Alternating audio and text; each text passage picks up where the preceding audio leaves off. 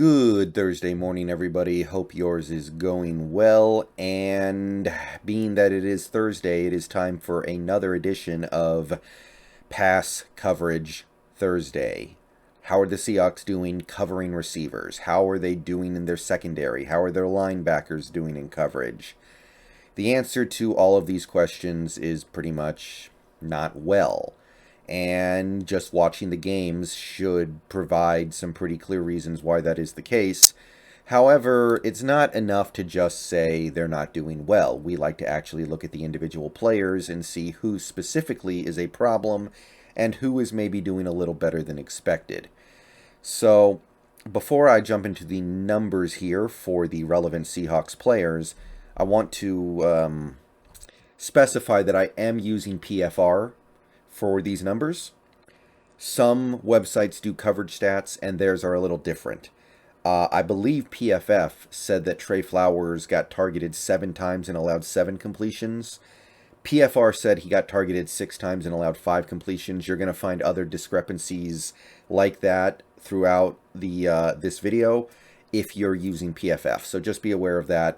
There's a slight difference between how PFR tabulates this versus how PFF tabulates this. Now, it's possible that Trey Flowers didn't get credited for a couple of targets because he was so far away from the receiver that they didn't feel right giving it to him, but PFF did. Either way, it's not good, but let's get into the damage. So, I can say this. Bobby Wagner did pretty well. So far through 3 games, he's been targeted a lot. He's given up a lot of completions, but he's really doing a decent job preventing bigger plays. And in this Vikings game in particular, if you take a look at the edit history, he got targeted like 6 times, 5 or 6 times, and only allowed 14 yards. Now, that's winning football, and if we could have opposing quarterbacks throw the ball at Wagner in coverage 5 times and only gain 14 yards on those plays, we might actually be getting somewhere. I can't say the same for most of the other players, but Wagner did pretty well against the Vikings overall, I would say. Jordan Brooks is next, and he's a player who might be at a bit of a crossroads for his Seahawks career because we know he was a high draft pick, we know he has talent, but it's not really manifesting itself in a great way right now. And in this Vikings game, I think he got targeted about 5 times and gave up 4 completions. And if you look at the edit history here, you can see they were bigger plays. They were down the field plays. He allowed nearly 50 yards in coverage against the Vikings and allowed another touchdown. His QB rating allowed is up to 128. Still nothing for Darrell Taylor. He's not in coverage very much, which is, I mean, thank God for that. At least we have that going for us, right? At least of all the pass rushers who are dropping into coverage too much on this defense, doesn't seem like Taylor is one of them, so that's good. Cody Barton, however, got targeted once against the Vikings, allowed 1 completion for 16 yards, so he's basically just giving up 1 completion a game at this point. 3 targets, 3 completions for 38 yards through 3 games. Whatever. Backup linebacker's gonna backup linebacker, I guess. Okay, cornerbacks, and this is probably where most people really had their focus on because it was clearly the cornerbacks that were the biggest problem against the Vikings. I can pick apart Jordan Brooks' game a little bit, maybe. He gave up 1 or 2 big plays against the Vikings, I thought, but it's the cornerbacks. And DJ Reed got targeted, let's take a look here at the edit history, he got targeted 8 times. And on those 8 targets, he allowed, let's check the numbers, 4 completions. That is not bad. His completion percentage allowed of 59 on the season is pretty workable.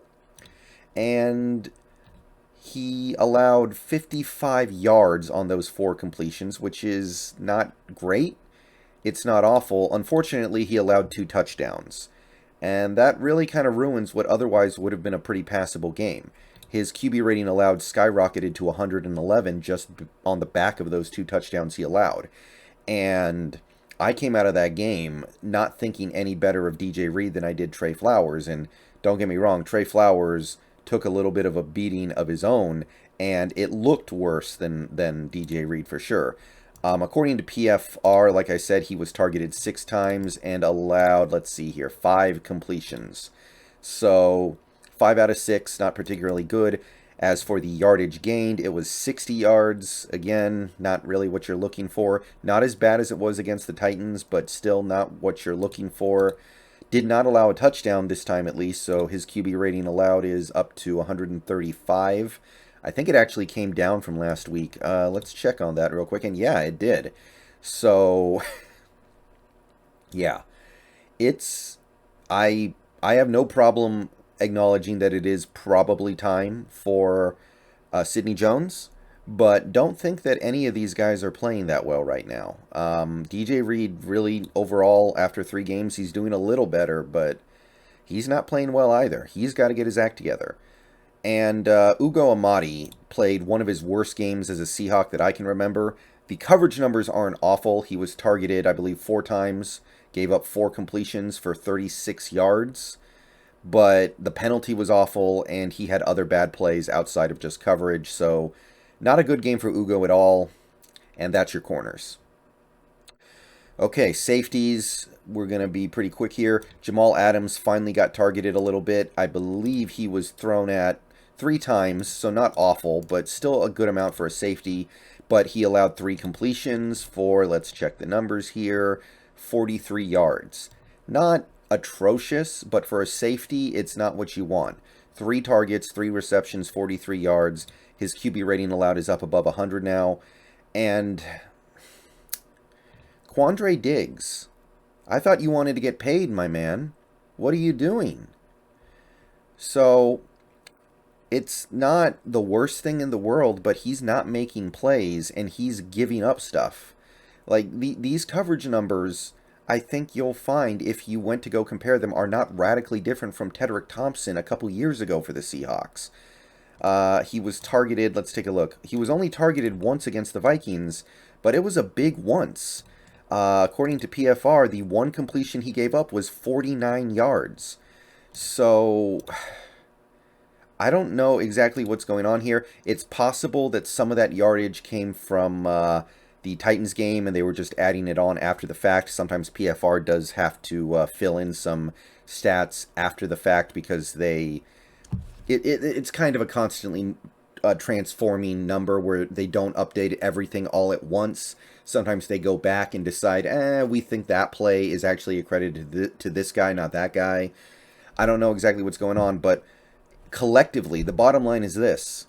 Collectively, over 3 games, he's allowed 120 yards in coverage. For a free safety, that is a problem. Those are mostly big plays. Those are chunk plays. Those are the drive movers. So I'm trying to see something here with Quandre Diggs, and right now I'm not. I thought he wanted to get paid, but right now I have to admit that one of the things that the Seahawks front office may have been smart on this offseason was not extending players like Diggs and Dwayne Brown because they don't look the same. And Dwayne Brown has an excuse. He's old. But Diggs, I don't know what it is. So QB rating allowed for Diggs is up to 119 almost. And I don't see him doing that much to make up for this. So he's allowing 40 yards a game in coverage. I cannot help but view this as a little bit of a problem. Free safeties should not be giving up that much. They're the last line of defense out there. They should be preventing throws from their area in the first place, and most of the throws in their area should be low percentage passes. So I'm a little concerned of this. I'm concerned of a lot here, honestly, but that's really all I have. It's not looking great for a lot of these guys right now. I can't pinpoint any one guy as doing really well through 3 games, except maybe Marquise Blair, and he missed a game, so not even him really. And to a certain extent, Jamal Adams. The Vikings game was bad, but the first 2 games in coverage were really good. And I guess I'll just wrap it up there. So let me know what you guys think down below. Peace out. Go Hawks. Yeah, it's about as ugly as you might have expected.